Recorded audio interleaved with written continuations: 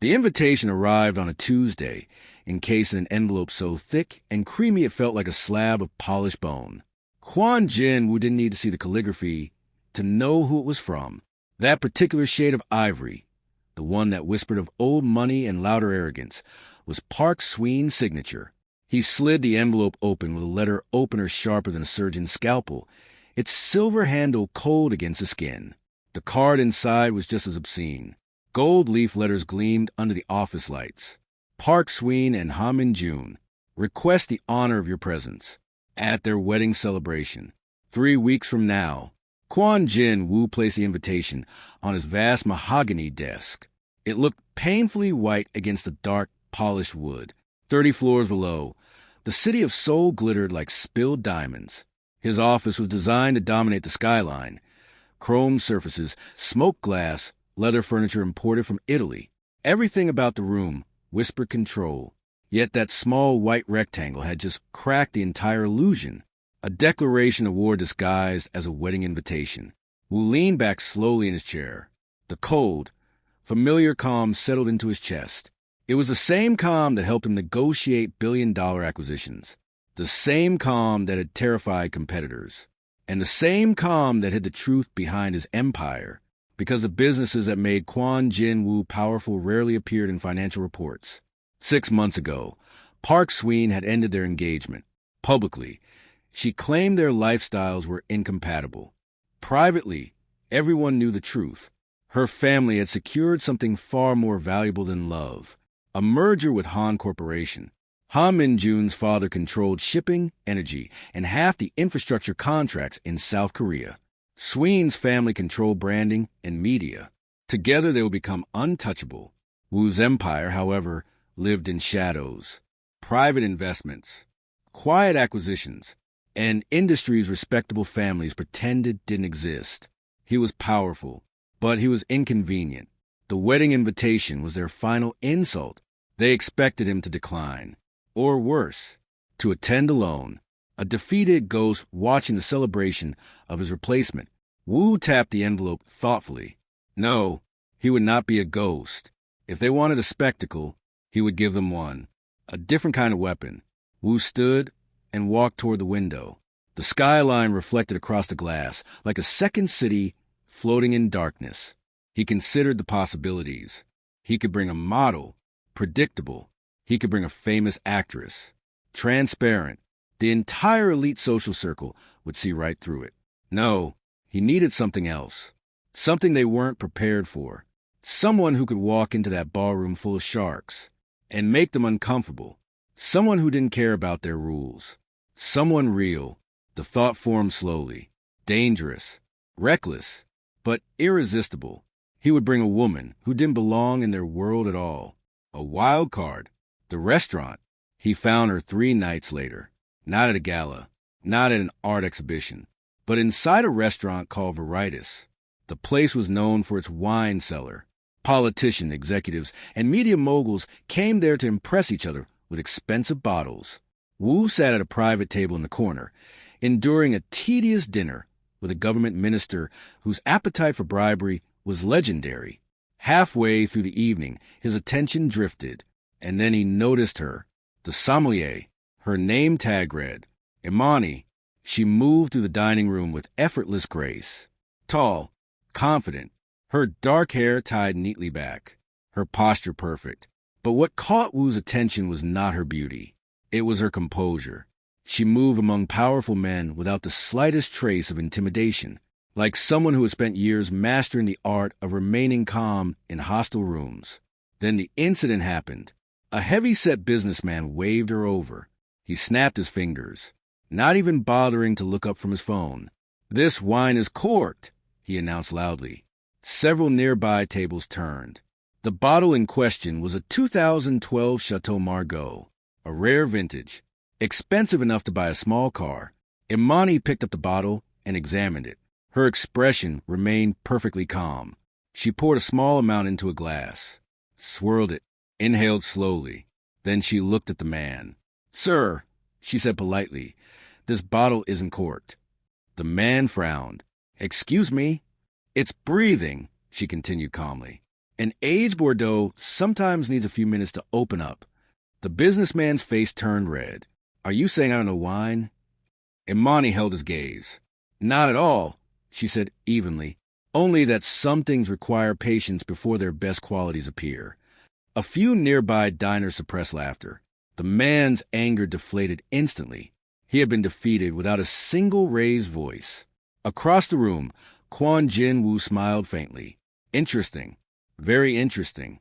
The wild card. Wu watched her the rest of the evening. She handled arrogant guests with calm precision. She moved like someone completely in control of her space. Most importantly, she wasn't impressed by anyone, not even him. When the restaurant finally closed, he approached the bar. Imani was removing her apron. She turned toward him with professional politeness. Yes, sir. Wu skipped introductions. I have a business proposal. Her expression changed slightly. Amusement. About wine. No, he said. About appearances. She crossed her arms. That sounds suspicious already. Wu placed a black envelope on the counter. I need a partner for a social event. What kind of partner? A convincing one. She studied him carefully. And why would I do that? Wu tapped the envelope. Because inside is $50,000. For the first time, she hesitated. But she didn't touch the envelope. You're asking me pretend to be your girlfriend. Partner, he corrected. An event? A wedding? She raised an eyebrow. Your exes? Wu didn't answer. She laughed softly. That explains the $50,000. The rules. Imani pushed the envelope back toward him. The money is tempting, she admitted. But I don't rent myself out. Wu expected a refusal, which made his next words easier. Then think of it as acting. She tilted her head. Explain. I attend my ex-fiancée's wedding, Wu said calmly. I bring a partner who makes everyone uncomfortable. Why? Because their entire social circle believes they control everything. He leaned slightly closer. I would like to prove them wrong. Imani considered him carefully. Then she smiled. All right, she said. But if I do this, we have rules. Wu nodded. I'm listening. She raised one finger. Rule 1. I am not your property. No grabbing my arm. No speaking for me. No treating me like decoration. Wu nodded again. Agreed? Rule 2, she continued. You tell me exactly who these people are. I'm not walking into some social ambush. Fair. And rule 3, her voice hardened slightly. My story is mine. I won't pretend to be some fake heiress. We build a believable story and stick to it. Wu smiled slowly. A rare smile. You negotiate like a lawyer. She shrugged.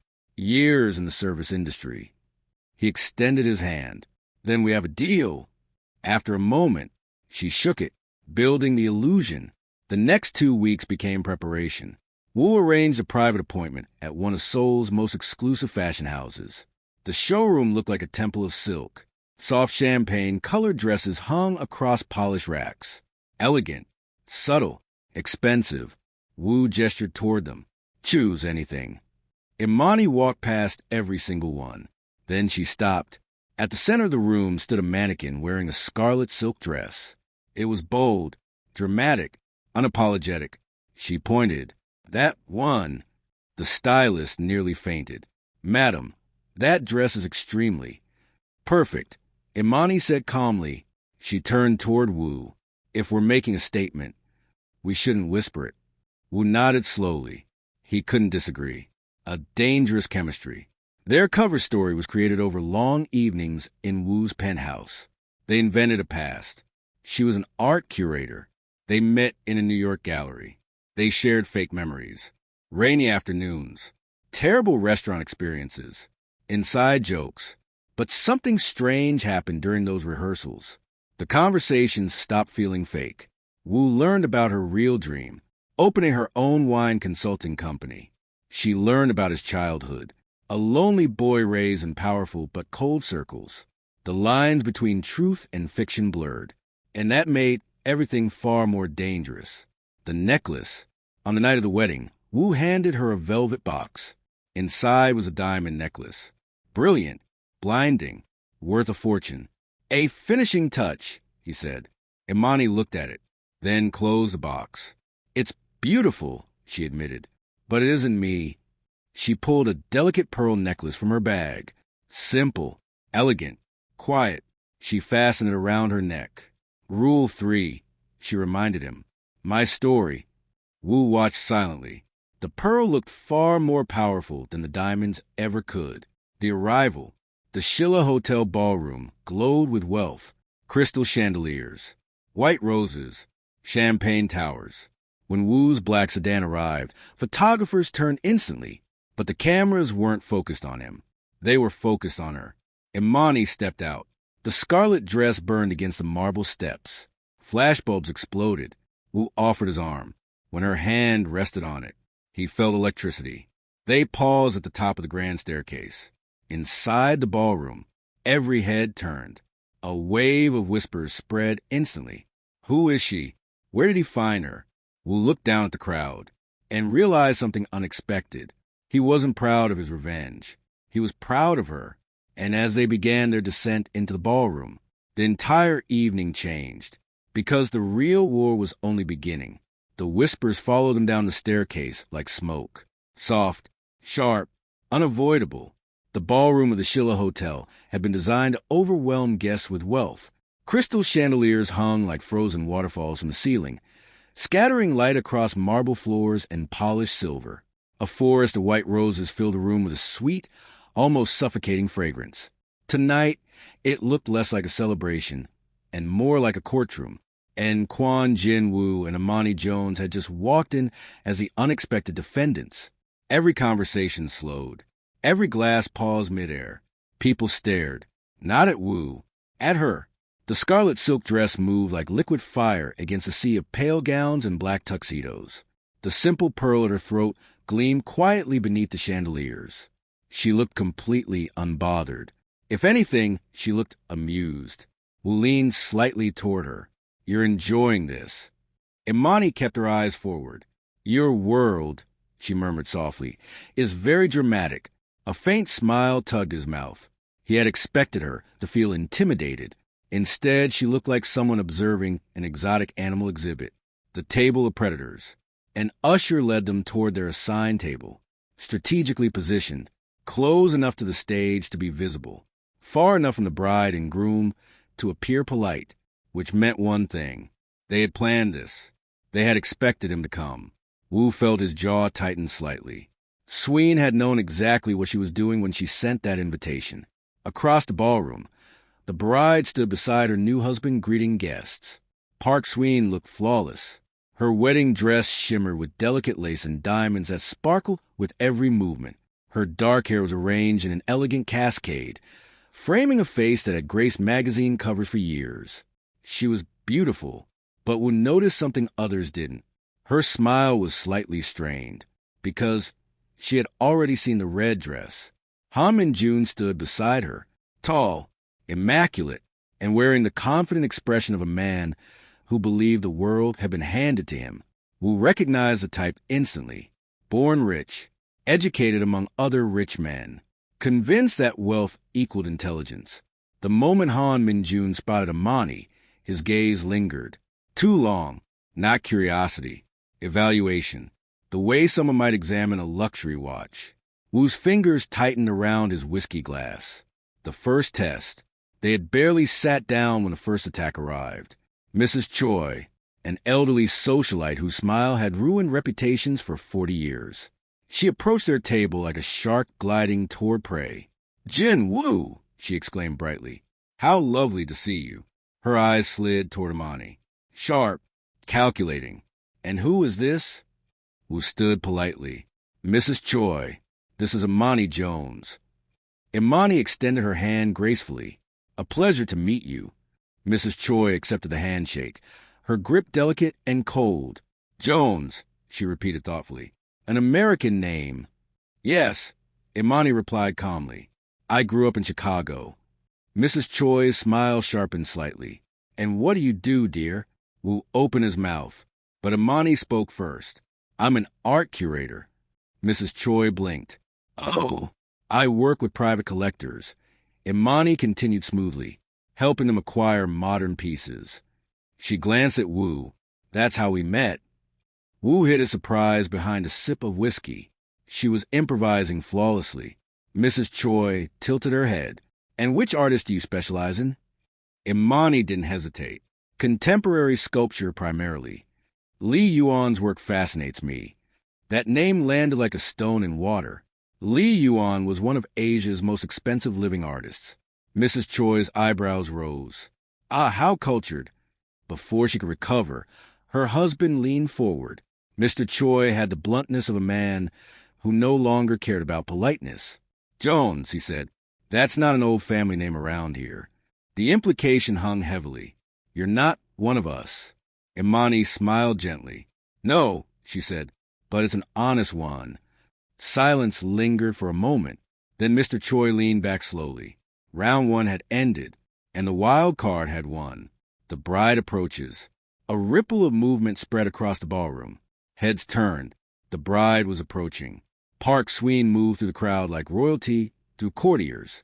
Her new husband followed a step behind. Guests parted instinctively. Wu felt Imani's fingers rest lightly on his arm. A silent signal. Stay calm. Sween stopped in front of their table. Her smile was dazzling. Jin Wu. Her voice was soft and elegant. I'm so glad you could come. Wu inclined his head politely. I wouldn't miss it. Her gaze slid toward Imani. And for a fraction of a second, the smile cracked. Your guest. Wu spoke deliberately. My partner. The word echoed softly. Sween's eyes sharpened. Partner, she repeated. How interesting. Imani rose gracefully. Imani Jones. Sween studied her carefully. The dress, the posture, the confidence, and perhaps something deeper. Threat. Well, Sween said finally, I hope you enjoy the evening. Ha Min-jun stepped forward then. His smile looked friendly, but his eyes were cold. Pleasure to meet you, he said to Imani. His gaze lingered again. Longer this time. Wu felt a surge of irritation. Han's tone carried an edge. You must be very talented to capture Jin Wu's attention. Imani met his stare calmly. Talent often attracts interesting opportunities. Wu almost laughed. Han's smile stiffened slightly. A growing storm. The evening continued. Champagne flowed. Speeches began. The bride's father spoke about legacy and family honor. A business partner praised a merger between their companies. Every toast sounded less like love and more like a corporate press conference. Wu noticed something interesting. The room kept glancing toward their table. People whispered, speculated, because the presence of the mysterious woman in red had completely shifted the mood. Sween's perfect wedding had become uncomfortable. Wu leaned back in his chair. He should have felt victorious, but instead he felt strangely restless. Imani sat beside him calmly, observing, listening, occasionally smiling politely when someone approached. She navigated the elite social battlefield like someone who had studied it for years, yet he knew she hadn't. She was simply fearless. The unexpected move.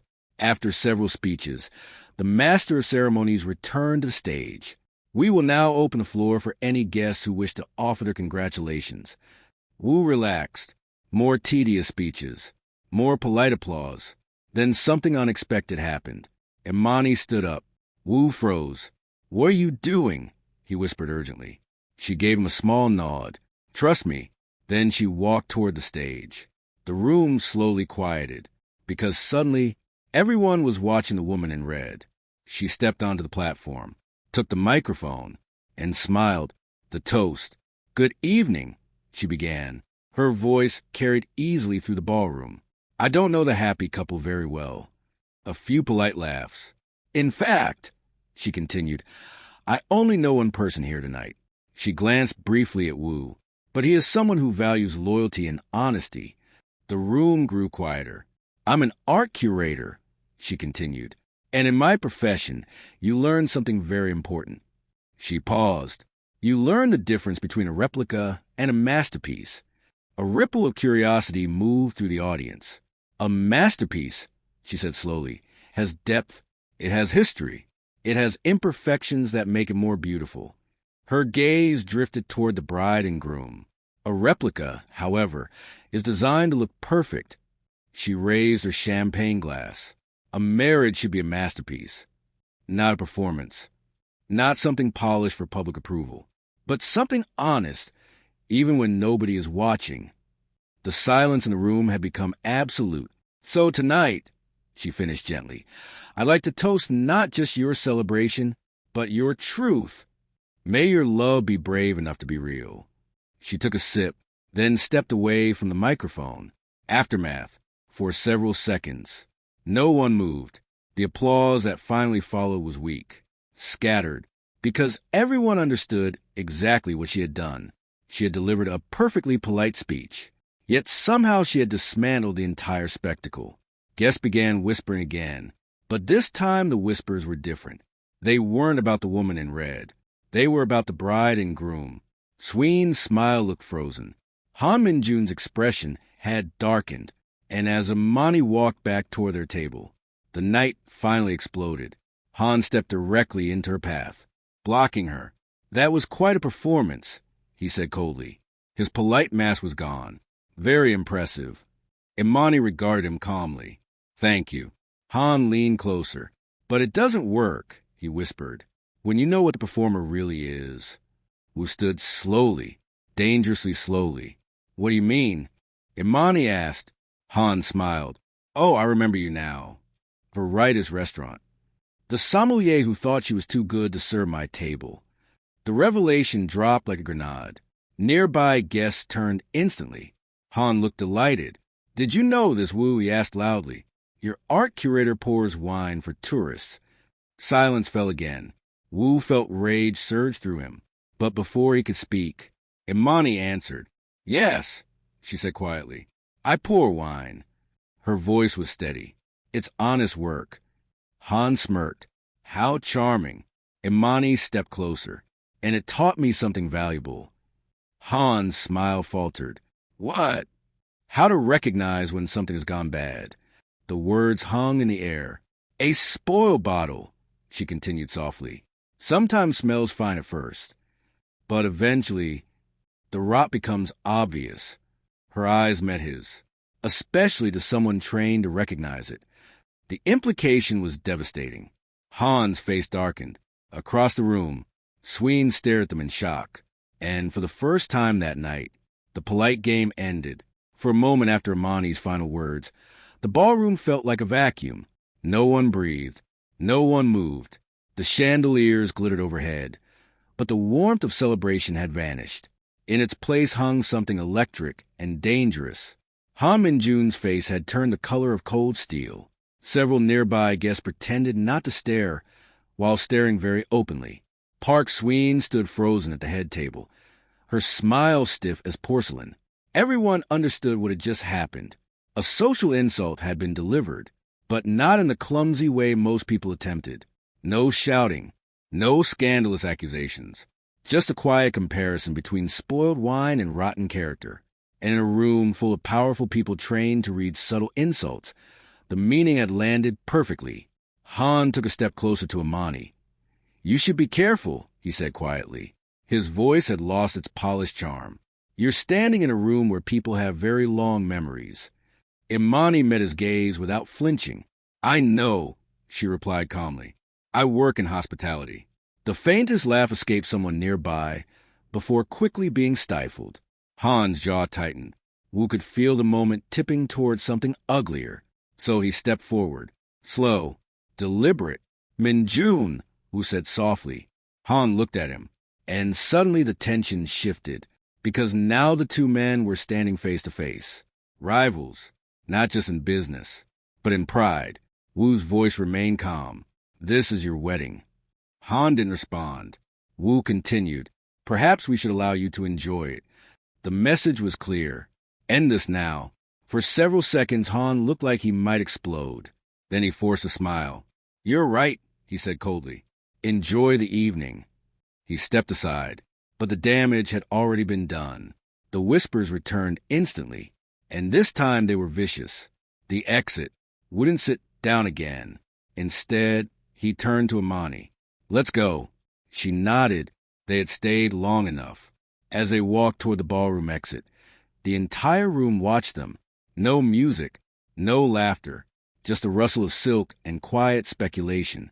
The couple who had entered like a spectacle were now leaving like a storm. Outside, the cool night air hit them immediately. The hotel entrance was lined with photographers, and they had clearly sensed something dramatic had happened inside. Camera flashes exploded. Mr. Wu. Who was the woman? Did something happen inside? Wu ignored the questions. His driver opened the car door. Imani slid into the back seat first. Wu followed. The door shut, and suddenly the noise vanished. Silence in the car. For several minutes, neither of them spoke. The city lights of Seoul streaked across the tinted windows. Wu stared ahead. His mind churned. Shock, anger, admiration. Something else, too. Something unfamiliar. Finally, he exhaled slowly. That, he said, was not part of the plan. Imani leaned back against the seat. No, she agreed calmly. It wasn't. Wu turned toward her. You just started a war between two of the most powerful families in this country. She shrugged lightly. I didn't start it. You walked straight into it. Wu watched her carefully. Why? Her expression changed slightly. For the first time that evening, she looked tired. Because I've seen that man before, she said quietly. Wu frowned. What do you mean? At the restaurant, she said. The night you met me. Wu remembered. The arrogant customer. The one complaining about the wine. That was Han Min-jun, she continued. He snapped his fingers at me like I was a servant. Wu's eyes narrowed. And tonight, he looked at me the exact same way. She turned toward him. I wasn't going to stand there and pretend I didn't see it. Wu leaned back slowly. He couldn't argue with that. But the consequences. They'll come after you, he said quietly. Imani shook her head. No, they'll come after you. Wu smiled faintly. That's already happening. The digital explosion. His phone began vibrating. Once, then again, and again. Notifications flooded the screen. Messages from business partners, associates, journalists. Someone had already leaked the story. Wu opened one message. A video clip, recorded from a guest phone. It showed Imani delivering the toast. The entire ballroom silent around her.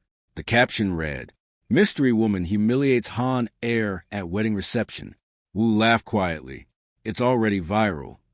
Imani leaned over. Her expression remained calm. Well, she said, at least my speech was well delivered. Wu stared at her. Do you realize you just destroyed the narrative of their perfect wedding? That wasn't my intention, she replied. What was? She thought for a moment. Honesty. Wu shook his head slowly. You're dangerous. Imani smiled slightly. So are you? The penthouse. The elevator ride to Wu's penthouse felt longer than usual. Neither of them spoke again. The doors opened onto the vast living space. Floor-to-ceiling windows revealed the city stretching endlessly beneath them. Lights glittered like constellations. Wu loosened his tie. His mind still replayed the evening. Imani walked toward the window. The red dress caught reflections from the city lights. For a moment, she looked almost unreal. Finally, Wu broke the silence. You changed the entire plan. She didn't turn around. Yes. Why? She faced him slowly. Because the plan treated me like a weapon. The words landed hard. Wu said nothing. I agreed to help you make a statement, she continued. But somewhere along the way, you stopped seeing me as a person. Wu felt a sharp sting of guilt. You offered $50,000, she said, to use my presence like ammunition. He looked down briefly. She wasn't wrong. Imani stepped closer. I'm not a prop. Jean Wu. Her voice was soft but steady. I'm not a chess piece. Wu met her gaze. For once, he had no clever response. Because everything she said was true. The envelope. Wu walked to a console table near the wall. The black envelope still rested there. He picked it up, then turned back to her. This was the agreement, he said quietly. Payment for your performance. He held it out. You earned it. Imani took the envelope slowly. For a moment, she simply looked at it. $50,000. A life-changing amount for many people. Wu expected her to leave after this, the transaction complete. Instead, she remained standing there, holding the envelope, the silence stretched. Then Wu did something unexpected. He walked to a drawer beside the table and pulled out a blank key card. He placed it next to the envelope. "The deal is over," he said quietly. "What happens next isn't part of the arrangement." She looked up. "I'd like to have dinner with you," he continued. "Not the performance. Not the cover story. Just dinner." Her expression softened slightly. "And why would I do that?" Wu smiled faintly. "Because I'd like to meet the real Imani Jones, the woman who dismantled a ballroom full of billionaires." The room grew quiet again. She studied him carefully, trying to decide if this was another game or something else. Finally she spoke. "You're very used to getting what you want." Wu nodded honestly. "Yes. And tonight?"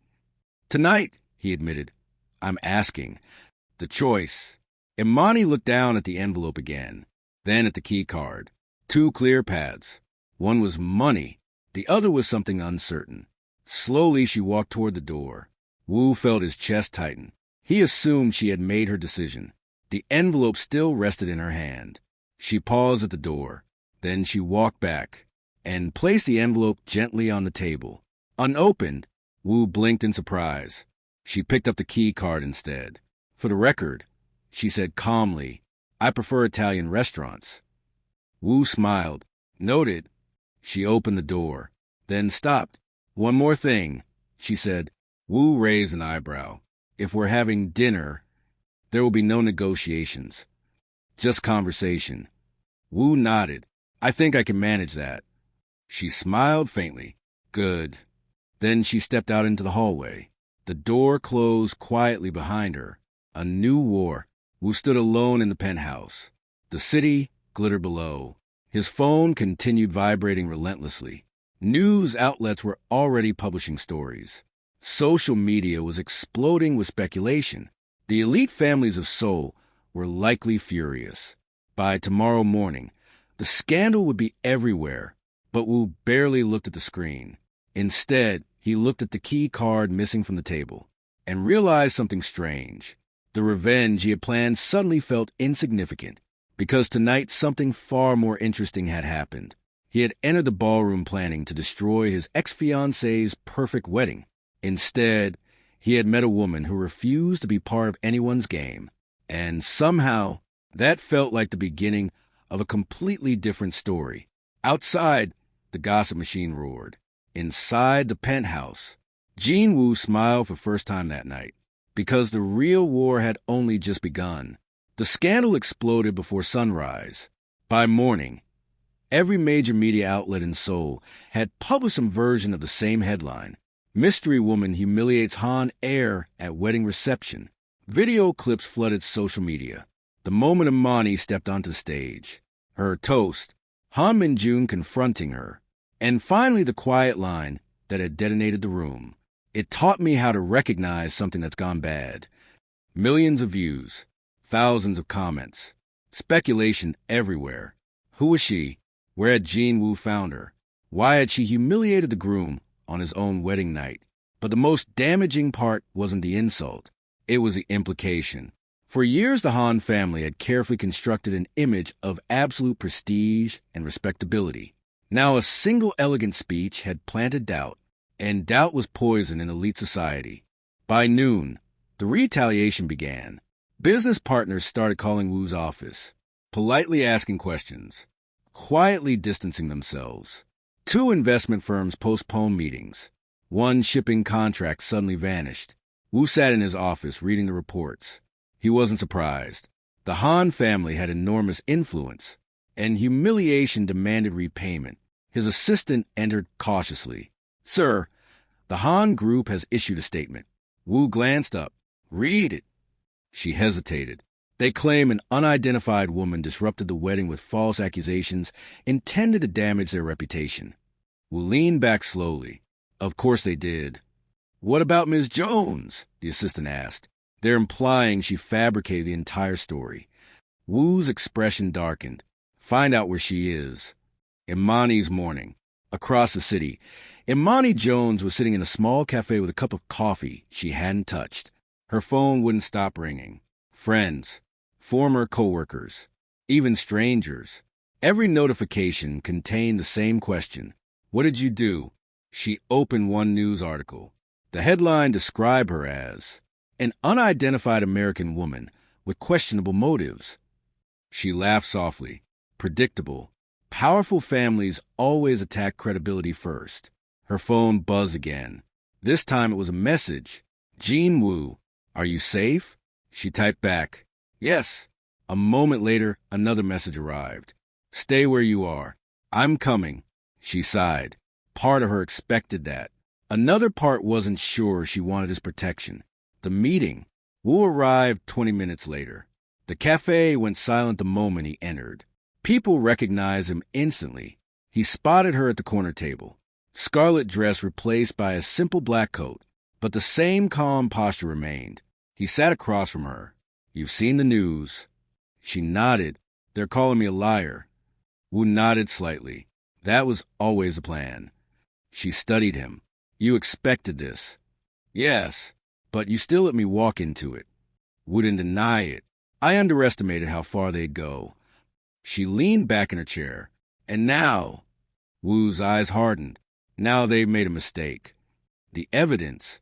Woo placed a tablet on the table. A video began playing. It showed a private dining room inside Veritas restaurant. The date stamp read 2 weeks earlier. Ham and June sat at the table, drunk, angry, snapping his fingers at staff, demanding more wine. Then the video captured the moment he leaned toward Imani, his voice slurred but clear. People like you should remember your place. Imani stared at the screen. You recorded this? Woo shook his head. The restaurant security cameras did. And you kept it? Yes. Why? Woo's expression remained calm. I collect leverage. She looked at him for a long moment. You're terrifying. He smiled faintly. Sometimes it's useful. She watched the video again. You're planning to release this. Woo nodded, but only if they push further. And if they don't, then the scandal fades naturally. Imani exhaled slowly. You play a dangerous game. Woo looked at her directly. So do you? The choice again. They sat in silence for a moment. Then she spoke. You don't owe me anything. Woo raised an eyebrow. I dragged myself into this. He leaned forward slightly. No, I brought you into my world. And my world is dangerous. She held his gaze. So what happens now? Woo considered the question carefully. Then he answered honestly. That depends on what you want. She blinked. That's new. I'm learning. She smiled slightly. Good. Woo continued. You can disappear from this. I can make sure the story fades. You open your consulting business. You live your life. And you, he shrugged lightly. I continue fighting my wars. She studied him carefully. Or, Woo hesitated. That was unusual for him. Finally, he said quietly, or you stay. A different proposal. The words hung in the air. She tilted her head slightly. Stay. Yes. In your world. In my life. She stared at him. You're serious. Yes. After one night, Woo smiled faintly. It was a very long night. She laughed softly. You're impossible. He didn't disagree. But I'm also honest. Now, he added. She tapped her fingers lightly against the table. You know something? What? You're very different from the man who approached me in that restaurant. How? Back then you treated everything like a transaction. And now you look like someone who's lost control of the situation. Woo chuckled quietly. That's accurate. And does that scare you? He looked at her. No, the real attack. That afternoon, the Han family escalated. A second press statement accused Imani of staging the confrontation intentionally. Several commentators on television began repeating the narrative. She was an opportunist, a paid actress, someone planted by Woo. The story began shifting. Woo watched the coverage from his office. Then he made a call, released a video. Within minutes, the security footage from Veritas appeared online, and everything changed. Millions of viewers watched Han Min-jun belittle a restaurant employee. The comments turned vicious. Public opinion flipped instantly. The Han family suddenly stopped talking. Their lawyers issued a brief statement claiming the video had been taken out of context. But the damage was already done, because arrogance recorded on camera rarely looks sympathetic. The aftermath. 3 days later, the scandal cooled. New stories replaced it. The elite social circle moved on to fresher gossip. The wedding remained technically intact, but the perfect image had cracked. And once cracks appear in reputation, they rarely disappear completely. Wu stood on the balcony of his penthouse, watching the city. His phone buzzed again. A message from Amani. Dinner tonight. 7 p.m. Italian restaurant. Your turn to be punctual. He smiled. The dinner. The restaurant she chose was small, quiet, completely unlike the glamorous places Wu usually visited. When he arrived, she was already there. No red dress. No dramatic entrance. Just Amani Jones sitting at a table by the window. For the first time since they met, she looked completely relaxed as Wu sat down. You look different, she said. How? Less dangerous. He laughed. Don't tell my competitors. They ordered food, talked, not about scandals or revenge, but about ordinary things. Her plans for her wine consultancy, his childhood, travel, dreams neither of them had admitted before. Hours passed unnoticed. Finally, she leaned back in her chair. So, she said, was your revenge worth it? Wu thought about that carefully. No, she smiled. I thought so. He studied her. You changed the outcome. How? I came to that wedding planning to win a petty war. And now I don't care about it anymore. She tilted her head. Why? Wu met her eyes. Because I met something more interesting. She smiled softly. The masterpiece. Later that night, they walked outside together. The city air was cool. Cars passed quietly along the street. Imani stopped walking. Remember your speech? Wu asked. My speech? The one about masterpieces. She nodded. What about it? Wu looked at the skyline. For most of my life, I built things that looked perfect.